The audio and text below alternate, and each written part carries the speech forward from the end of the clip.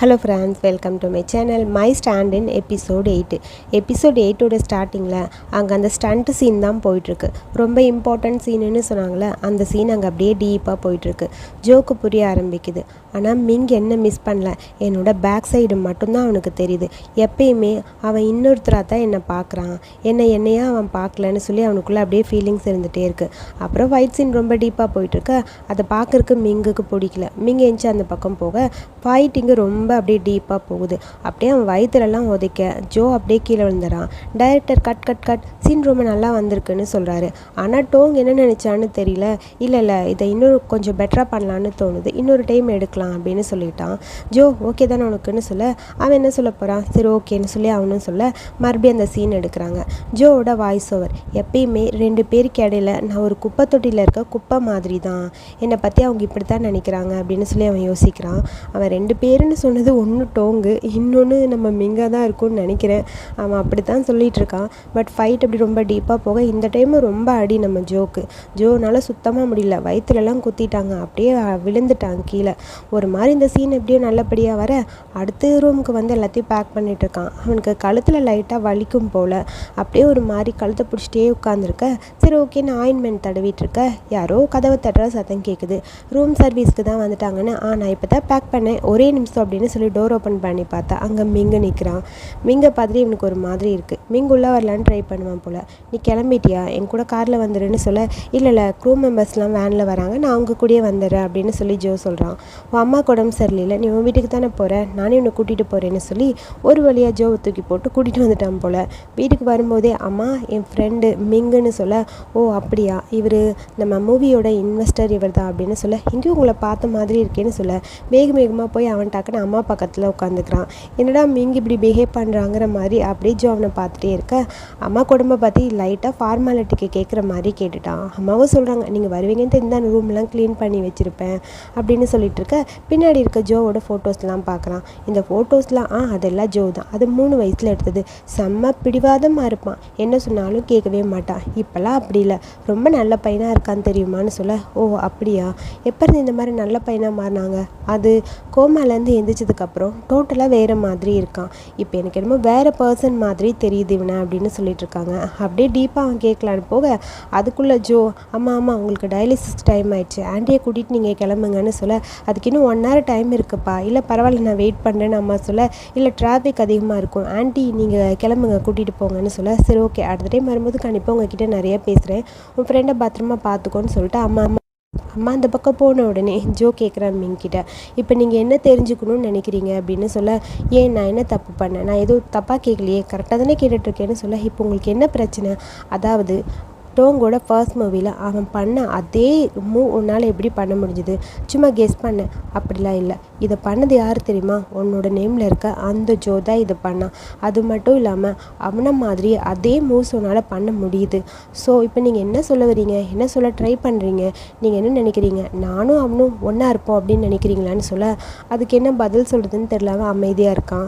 சரி ஓகே எனக்கு டைம் ஆச்சு நான் கிளம்புறேன்னு சொல்லிட்டு வேகமாக மிங் வெளியே வந்துட்டான்.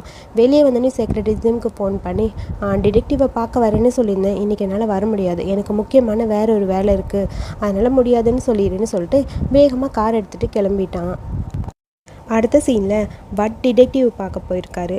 அவன் தான் வந்து ஏதோ ஃபுட்டேஜ்லாம் காட்டிகிட்ருக்காங்க. கரெக்டாக அங்கே வர, எங்கே உங்கள் ஓனர் வரலையா அப்படின்னு சொல்லி கேட்க, இல்லை அவருக்கு முக்கியமான வேலை இருக்கான் அதனால் வர முடியல அப்படின்னு சொல்ல, சரி ஓகே அதான் அந்த திருடனை பார்த்தது நீ தானே, நீ பார்த்து கண்டுபிடிச்சா போதும், சரிவா கிளிப்ஸ்லாம் பார்க்கலான்னு சொல்லி 2 பேரும் சேர்ந்து அப்படியே கிளிப்ஸை பார்த்துட்டே இருக்காங்க. சேம் டைம் மிங்கு எங்கே வந்தான்னு பார்த்தா அந்த கண்ணு தெரியாமல் ஒருத்தர் இருப்பார்ல, அந்த ஃபார்ச்சூன் டெல்லர், அவரை பார்க்கத்தான் வந்திருப்பான். வந்தவுடனே அங்கே மைக் நின்றுட்டுருக்கான். இந்த மைக் யாருன்னா நம்ம லாஸ்ட் எபிசோடில் பார்த்துருப்போம், இவன் வந்து மிங்கோட பிரதர் தான். என்னது இவ்வளோ அவசரமாக அப்பாயின்மெண்ட் வாங்கிட்டு வர சொன்னேன், என்னாச்சுன்னு சொல்லி கேட்க, அதெல்லாம் ஒன்றும் இல்லை நான் வரேன் அப்படின்னு சொல்லிட்டு மிங் வேகமாக அந்த பக்கம் போக கூடவே செக்ரட்டரி ஜிம்மும் வரான். ஜிம் கிட்ட கேட்குறான் இதெல்லாம் என்ன நடக்குதுன்னு. ஒன்றுமே புரியல, ஷூட்டிங் போயிட்டு வந்தார், வந்ததுக்கப்புறம் அவர் இப்படி இருக்காரு, இதுக்கெல்லாம் காரணம் அந்த புதுசாக வந்த ஸ்டண்ட் மேனாக தான் இருக்கும் அப்படின்னு சொல்லி மைக் சொல்லிட்டு இருக்கான். சேம் டைம் மிங்கு வேக வேகமாக போக நீ வந்துட்டியான்னு சொல்லி கேட்க, நான் இங்கே வருவேன்னு உங்களுக்கு தெரியுமா, எனக்கு ஒரு மாதிரி இருக்குது சொல்லுங்கள், எனக்கு ஒருத்தர் இப்போ மீட் பண்ணேன், அவனை அப்படியே என்னோட ஜோ மாதிரி இருக்குன்னு சொல்ல, இப்போ ஜோ எங்கே இருக்கான்னு நான் தெரிஞ்சுக்கணும் சொல்லுங்கள் அப்படின்னு சொல்ல, அவன் உயிரோடு இருக்கான் ஆனால் உயிரோடு இல்லை, அதுக்கப்புறம் நீ தான் கண்டுபிடிக்கணும்னு சொல்ல, இதுக்கு ஏதாவது ஒரு வழி சொல்லுங்கள், உங்களுக்கு தெரியாமல் இருக்காதுல்ல, உங்களுக்கு தெரியும்ல ஜோ இங்கே தான் இருக்கான் சொல்லுங்கள் அப்படின்னு சொல்லி மிங் ஒரு மாதிரி ரொம்ப ஃபோர்ஸாக கேட்குறான். நீ அவன் எங்கே இருக்கான்னு கண்டுபிடிக்கணும்னா என் கூட சேர்ந்து நீயும் மெடிடேட் பண்ணணும், அப்போ தான் கண்டுபிடிக்க முடியும்னு சொல்ல, இப்போ நீங்கள் சொல்ல போகிறீங்களா இல்லையா, நீங்கள் சொல்லனா எனக்கு எந்த வழியில் கண்டுபிடிக்கணும்னு தோணுதோ நான் அந்த வழியிலே கண்டுபிடிச்சிக்கிறேன்னு சொல்லிட்டு வேகமாக மிங் அந்த பக்கம் போயிடறான். சேம் டைம் இங்கே கிளிப்பெல்லாம் பார்த்துட்ருக்காங்க. வட்டோ சொல்லும், யாராவது இருக்காங்களாடா, 11 மணிலேருந்து 5 மணி வரைக்கும் பார்த்துட்டோம்டா, சுத்தமாக தெரியலையே, என்ன பண்ணுறதுனே புரியல அப்படின்னு சொல்லிட்டு வட் சொல்லிட்டே இருக்க, இருங்க இன்னும் ஒரு கிளிப்ஸ் இருக்குது பார்க்கலான்னு சொல்லி பார்க்க கரெக்டாக ஒரு இடத்துல பாஸ் பண்ணுறான். பிளாக் கலர் ட்ரெஸ் போட்டு நம்ம ஜோ தான் அந்த இடத்துக்கு போகிறது, அது அப்படியே அந்த கேமராவில் ரெக்கார்ட் ஆகிருக்கு. அதை பார்த்துட்டு அப்படியே திங்க் பண்ணிகிட்டே இருக்கான். ஃபஸ்ட்டு அவன் அந்த ஜோவை அந்த வீட்டில் போய் பார்த்தது, சண்டை போட்டது, அதுக்கப்புறம் இந்த மியூசிக் வீடியோவில் அவனோட பேக் சைடை பார்த்துட்டு யோசிச்சுட்டே இருந்தது, இது எல்லாத்தையும் வச்சு இவனே கண்டுபிடிச்சிட்டான் ஜோ தான் அங்கே வந்தான் அப்படின்னு திங்க் பண்ணிகிட்டே இருக்க, என்னாச்சு இவன் தான் அவனா அப்படின்னு சொல்லி கேட்க, இல்லை இது வேறு அவுட்ஃபிட் அவன் போட்டிருந்தான், இவன் இல்லை அப்படின்னு சொல்ல, ஆனால் திங்க் பண்ணுறாங்கிறது வட்டுக்கு புரியுது, ஏதோ யோசிக்கிறான் அப்படிங்கிற மாதிரி வட் அவனை பார்த்துட்டே இருக்க. அடுத்த சேம் டைம் இந்த சீன் அங்கே கட் பண்ண. நெக்ஸ்ட்டு ஹாஸ்பிட்டலில் ஜோவும் அம்மாவும் உட்காந்துருக்க, இவ்வளோ எக்ஸ்பென்சிவான ஹாஸ்பிட்டலுக்கு கூட்டிகிட்டு வந்திருக்கே, செலவு கொஞ்சம் அதிகமாகுமான்னு அம்மா ஃபீல் பண்ணேன், அம்மா நான் தான் இருக்கேன்ல, நான் எல்லாத்தையும் பார்த்து அப்படின்னு ஜோ சொல்கிறான். சரி ஓகேன்னு பேசிகிட்டே இருக்கும்போது வட் திடீர்னு அங்கே வர, மிஸ்ஸிங் எப்படி இருக்கீங்கன்னு சொல்லி கேட்க, நான் நல்லா இருக்கேன், பட் நீங்கள் எப்படி இங்கே வந்தீங்கன்னு கேட்குறான். இல்லை ஜோ இங்கே வந்தான்னு தெரிஞ்சது, சரி உங்களை பார்த்துட்டு போகலான்னு வந்தேன், அப்பா நல்லா இருக்காரான்னு அம்மா கேட்க, நல்லா இருக்காங்கன்னு பேசிகிட்டே இருக்க. அதுக்குள்ளே நர்ஸ் வந்து கூப்பிட, அம்மா சரி நான் போயிட்டு வரேன்னு சொல்லி அந்த பக்கம் போயிடறாங்க. திடீர்னு நீங்கள் வந்திருக்கீங்க, ஏதாவது சாப்பிட்றீங்களா அப்படின்னு சொல்லி ஜோ கேட்குறான். இல்லை எனக்கு பசிக்கல அப்படின்னு சொல்ல 2 பேரும் தனியாக ஒரு இடத்துல மீட் பண்ணி பேசுகிறாங்க. ஜோ வட்கிட்டு கேட்குறான், நீங்கள் எங்கள் அம்மாவை பார்க்கறக்காக மட்டும் வரல அப்படித்தானே அப்படின்னு சொல்லி கேட்க, ஆமாங்கிற மாதிரி உன்னை பற்றி நிறைய ரூமர்ஸ் வந்துகிட்டே இருக்குது, நீயும் மிங்கும் இப்போ க்ளோஸாக இருக்கீங்கன்னு, அதை பற்றி எனக்கு தெரிஞ்சுக்கணும் அப்படின்னு சொல்லி கேட்க, அது இப்போ நானும் மிங்கும் ஒன்றா தான் இருக்கோம் அப்படின்னு சொல்ல, அதை கேட்டவுடனே டென்ஷன் ஆகிடுது வட்டுக்கு. நீ என்ன முட்டாளாடா, ஏன்டா இப்படி பண்ணிகிட்ருக்க, எதுக்காக இந்த மாதிரி பண்ண, ஃபேமஸ் ஆகணுமா இல்லை பணம் வேணுமா, ஏன் இப்படிலாம் பண்ணுறேன்னு சொல்ல, எனக்கு பணம் வேணும், என் அம்மாவோட ஹெல்த்துக்கு, எனக்கு இருக்க பிரச்சனைக்கு பணம் எனக்கு தேவைப்பட்டது, அதுக்கு இதுதான் வழியா, வேறு வழி எதுவும் இல்லையா அப்படின்னு சொல்லி வட் சொல்கிறாரு. வட் பேசிக்கிட்டே இருக்க ஜோக்கு என்ன பேசுதுன்னு புரியல. அப்புறம் இன்னொன்று தெரியுமா, சிசிடிவி கேமரா ஃபுட்டேஜ் எல்லாம் செக் பண்ணிவிட்டோம், அந்த ஃபுட்டேஜில் பார்க்கும்போது ஒன்றுமே எவிடன்ஸ் கிடைக்கல, ஒரு வேளை கோஸ்ட் ஜோ தான் வந்து வீட்டை திறந்து அவன் திங்ஸ் எடுத்துகிட்டு போயிருப்பானோ, அது மட்டும் இல்லாமல் இன்னொரு டவுட் இருக்குது, ஜோவோட ஒய்ஃப் நல்லா குக் பண்ணுவாங்கன்னு நான் உங்ககிட்ட சொல்லவே இல்லையே அப்படின்னு சொல்லி கேட்க, அப்படியே ஷாக் ஆகிடுது ஜோக்கு, அது வேறு யாரும் சொல்லியிருப்பாங்க, நான் தெரியாமல் நீங்கன்னு சொல்லிட்டேன் அப்படின்னு அவன் சொல்கிறான். சரி எனக்கு ட்வின்ஸ் பேபின்னு நான் இது வரைக்கும் யார்கிட்டையுமே சொன்னதில்லை, இதெல்லாம் உனக்கு தெரியும்னா நீ யாருன்னு என்கிட்ட சொல்லுன்னு சொல்லி அப்படியே அவன்கிட்ட போகிறான். அது வந்துன்னு சொல்லி ஜோக்கு ஒரு மாதிரி பதட்டம் ஆகிடுது. அதுக்குள்ளே மிங் கிட்டேருந்து கால் வர, சாரி மிங் கால் பண்ணியிருக்காரு, நான் கிளம்பணும் அப்படின்னு சொல்ல, அம்மா வேறு நான் தான் ட்ராப் பண்ணிவிட்டு போகணும் அப்படின்னு சொல்லிட்டான். சரி ஓகே என்னமோ பண்ணி கிளம்பு அப்படின்னு சொல்லி டென்ஷனாக அப்படியே வட் நின்றுட்டுருக்க. ஜோ அப்படியே அந்த பக்கம் கிளம்பிட்டான். சேம் டைம் சொல் அங்கே டான்ஸ் ரொம்ப வெறித்தனமாக ப்ராக்டிஸ் பண்ணிவிட்டு ப்ராக்டிஸ் எல்லாம் முடிய வட் அங்கே வந்து நிற்கிறாங்க. வட்டை பார்த்தோன்னே என்னாச்சு திடீர்னு என்னை பார்க்க வந்திருக்கீங்கன்னு சொல்ல, நான் அவங்ககிட்ட ஒன்று கேட்கல, நீ சிசிடிவி ஃபுட்டேஜில் பார்த்தில அது யார், இப்போ புதுசாக வந்திருக்க ஜோ தானே அப்படின்னு சொல்லி கேட்க, சொல்லுக்கு என்ன பேசுதுன்னு புரியல, அப்படியே முடிச்சுக்கிட்டே இருக்கான். அடுத்த சேம் டைம் வேகமாக ஜோ இங்கே வந்துட்டான் மிங்கை பார்க்கறக்கு. மிங் அப்படியே நின்றுட்டுருக்க, சாரி டிராஃபிக்கு, அம்மா வேறு ட்ராப் பண்ணிட்டு வந்தேனா அதான் லேட்டுன்னு சொல்ல, சரி எதுக்காக வர சொன்னீங்க, போய் எனக்காக குக் பண்ணணுமா, கேட்டிருந்தா நான் வரவில்லை ஏதாவது ஆர்டர் பண்ணி வாங்கிட்டு வந்திருப்பேன்ல அப்படின்னு சொல்லி ஜோ சொல்கிறான். எனக்கு நீ குக் பண்ணி நான் சாப்பிட்ணும் போல் இருக்க, போய் குக் பண்ணு அப்படின்னு சொல்லி மிங் சொல்ல, சரி ஓகேன்னு அவனும் போயிட்டான் சமைக்கிறதுக்கு. அங்கே இருக்க திங்ஸ்லாம் எடுத்து பார்த்து ஒன்றா ரெடி பண்ணி நூடுல்ஸு அப்புறம் ஃபிஷ்ஷு எக்கு எல்லாம் அங்கே இருக்குது, எல்லாமே ரெடி பண்ணிகிட்ருக்க. இதை பார்க்கும்போது மிங்குக்கு ஃபஸ்ட்டு ஜோ மிங்குக்கு குக் பண்ணி அந்த முட்டையெல்லாம் உடச்சி ஊற்றி கொடுப்பான்ல, அது அப்படியே ஞாபகம் வருது. சேம் இவனும் அதே மாதிரியே பண்ணி கொடுக்க அந்த டேஸ்ட்டை சாப்பிட்ட உடனே அப்படியே ஜோ சமைச்ச மாதிரி இருக்குது. என்னாச்சு இது சாப்பிட்ற மாதிரி இருக்கான்னு சொல்லி ஜோ கேட்குறான். அப்படியே அதே டேஸ்ட்டில் இருக்குன்னு சொல்ல, இன்ஸ்டன்ட் நூடுல்ஸ்னால் அப்படி தானே இருக்கும்னு சொல்ல, வேறு மாதிரி இருக்குது. பார்க்கலாம், ஃபுல்லாக சாப்பிட்டுட்டு சொல்கிறேன்னு சொல்லி அவன் வேக வேகமாக சாப்பிட்டுட்டு இருக்கான். ஜோ அவன் பக்கத்தில் உட்காந்து அவனும் கொஞ்சம் எடுத்து சாப்பிட்டுட்டே இருக்க. அடுத்து அந்த மாஸ்டர் பார்க்குறக்காக மிங் அங்கே வரான். நான் உங்கள் கூட சேர்ந்து மெடிடேட் பண்ணால் எனக்கு ஜோ யாருன்னு தெரியுமா அப்படின்னு சொல்லி கேட்க, அதுக்கு அவர் ஒன்றுமே பேசாமல் அவனை அப்படியே திரும்பி பார்க்க அவனும் அப்படியே யோசிச்சுட்டே நிற்கிறான். சேம் டைம் அடுத்து ஜோவை தான் காட்டுறாங்க. ஜோ அங்கே அவன் அப்பா அம்மா சமாதிக்கு தான் வந்திருக்கான். அவங்களுக்காக சூப் எடுத்துகிட்டு வந்திருக்கேன். நான் என்ன வேறு மாதிரி இருக்கேன்னு யோசிக்காதீங்க. சாரி, நீங்கள் எனக்கு கொடுத்த உடம்பை என்னால் பத்திரமா பார்க்க முடியல. இவ்வளோ நாளுக்கு நான் இனி உங்கள் கூட இருந்திருக்க வேண்டியது. ஏன் நான் இங்கே இருக்கேன் அப்படின்னு எனக்கு தெரியல. பட் இங்கே நான் வேற ஒருத்தரை பார்த்துக்க வேண்டியது இருக்குது. கண்டிப்பாக அவங்கள நான் பத்திரமா பார்த்துப்பேன். எவ்வளோ சீக்கிரம் உங்ககிட்ட வர முடியுமோ அவ்வளோ சீக்கிரம் அப்பா அம்மா அவங்கள பார்க்க நான் கண்டிப்பாக வந்துடுவேன் அப்படின்னு சொல்லி அவன் பேசிகிட்டு இருக்கான். பேசிகிட்டே இருக்கும்போது திடீர்னு ஜோன்னு சத்தம் கேட்குது. திரும்பி பார்த்தா அங்கே வட்டும் சோலும் நிற்கிறாங்க. வட்டுன்னு சொல்லி பயந்துட்டு அப்படியே ஜோ எஞ்சி நிற்க, அங்கேருந்து வேகமாக வட் வந்து அப்படியே இவனை அடிக்கிறான். நீ தானே இது? நான் எத்தனை டைம் சொன்னேன் போகாதடா போகாதடா, நீ அங்கே போனால் நீ என் தம்பியே இல்லைன்னு சொன்னேன், கேட்டியாடா? இப்படி வந்து நிற்கிறியே அப்படின்னு சொல்லி அவனை போட்டு அடிக்க சோல் அப்படியே அவனை கன்வின்ஸ் பண்ண ட்ரை பண்ணுறான். ஐம் சாரின்னு சொல்லி ஜோ சொல்லிட்டே இருக்க டக்குன்னு ஜோவை ஹக் பண்ணிக்கிறான். ஏன்டா இப்படி பண்ண? நாங்களாம் உன்னை எவ்வளோ மிஸ் பண்ணணும்னு உனக்கு தெரியுமா அப்படின்னு சொல்லி அப்படியே ஹக் பண்ணிக்க, சாரி நான் தெரியாமல் பண்ணிட்டேன்னு ஜோ அப்படியே ஹக் பண்ணிக்கிறான். நான் ஒரு சீன் ஒன்று மிஸ் பண்ணிட்டேன். ஆக்சுவலி வட் கேட்பான் ஜோ கிட்ட, நீ 2 நாளுக்கு அப்புறம் ஃப்ரீயாக இருக்கியா, ஒரு முக்கியமான ஈவெண்ட்டுக்கு போகணும்னு சொல்லி. இல்லை நான் போகலை, என்னால் வர முடியாது, சாரி எனக்கு வேறு ஒரு வேலை இருக்குதுன்னு அவன் சொல்லியிருப்பான். சரி ஓகே நீ கிளம்புன்னு சொல்லி தான் அந்த ஹாஸ்பிட்டலில் பேசுகிற சீன் வந்திருக்கும். நான் அந்த சீனை மிஸ் பண்ணிட்டேன்.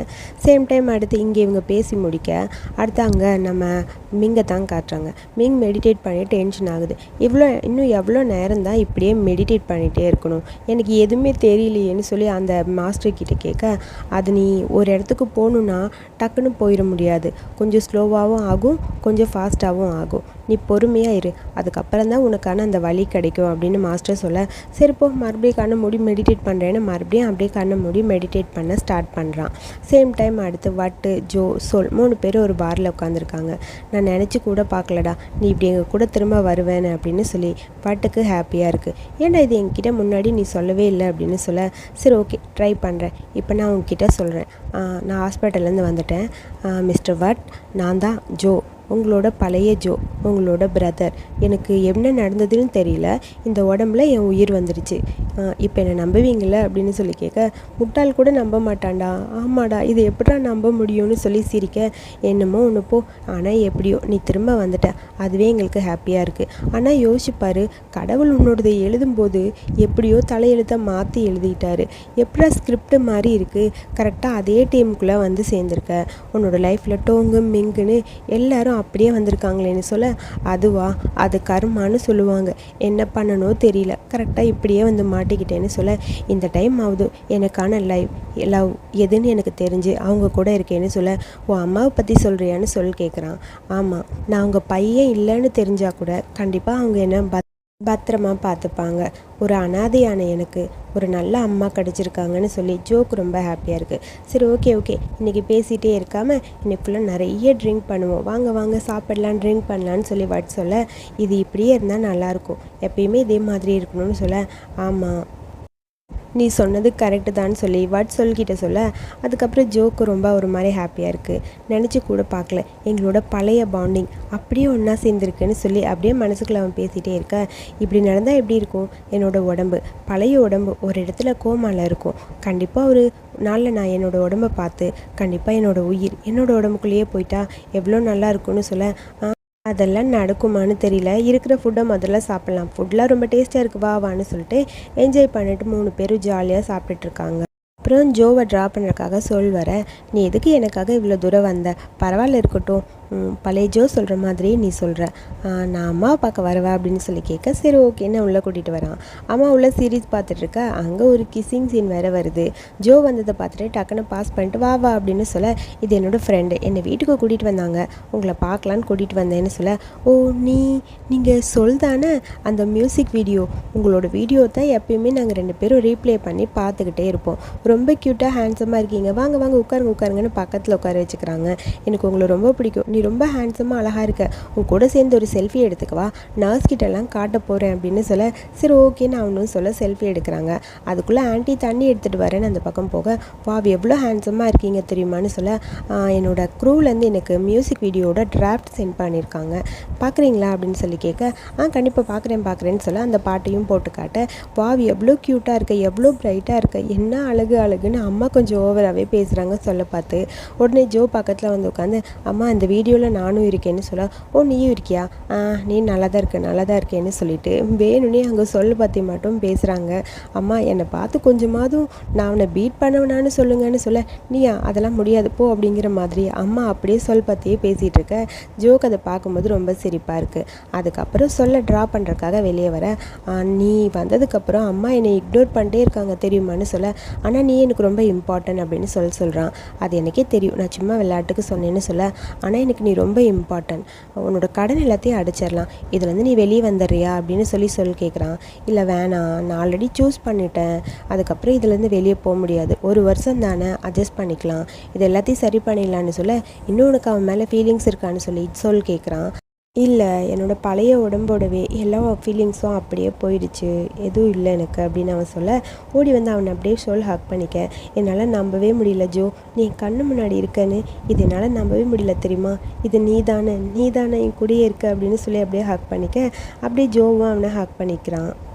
சேம் டைம் அடுத்து மிங்க தான் காட்டுறாங்க, மெடிடேட் பண்ணிகிட்ருக்கான்ல, அது அப்படியே டீப்பாக போக ஒரு செகண்ட் உலகமே ஒரு செகண்ட் அப்படியே ஸ்டக் ஆன மாதிரி இருக்குது. அதுக்கப்புறம் அவனுக்கு அந்த மாஸ்டர் சொன்னது, அவன் சாகலை ஆனால் உயிரோடவும் இல்லைன்னு சொன்னது, ஃபஸ்ட்டு இப்போ புதுசாக இருக்க அந்த ஜோவை லிஃப்ட்டில் மீட் பண்ணது, அதுக்கப்புறம் அந்த ஸ்டண்ட்டில் மீட் பண்ணி உன் பேர் என்னன்னு கேட்டது, அதுக்கப்புறம் இவன் கூட நடந்த ஒரு சீன்ஸும் அப்படியே இவன் கண்ணு முன்னாடி வந்துகிட்டே இருக்குது. அவன்கிட்ட பேசினது, அவனை பார்க்குறக்கு ஜோ மாதிரியே இருக்கிறது, அவனோட பேக் போஸு, இவன் பேக்கில் பார்க்கறக்கு அப்படியே டோங் மாதிரி இருக்கான்னு சொன்னது, அந்த ஷூட்டிங்கில் இவனை போய் ஹக் பண்ணிக்கிட்டது, அதுக்கப்புறம் இவன் பேக் போஸை பார்க்கும்போதெல்லாம் இவனுக்கு அப்படியே ஜோ மாதிரி தோணுது. அடுத்து அந்த டப்பில் உட்காந்து 2 பேர் பேசியிருப்பாங்க, அந்த சீனை நான் மிஸ் பண்ணிட்டேன் சாரி. அது பாத்டப்பில் உட்காந்து ஜோ குளிச்சிட்ருக்க, கரெக்டாக மிங் வரான். மிங் நீங்களான்னு சொல்லி கேட்க, இது என்னோட பாத்ரூம், நான் எப்போ வேணாலும் வருவேன்னு சொல்லிட்டு அவனும் அப்படியே ட்ரெஸ்ஸை எல்லாம் ரிமூவ் பண்ணிவிட்டு உள்ளே இறங்குறான்.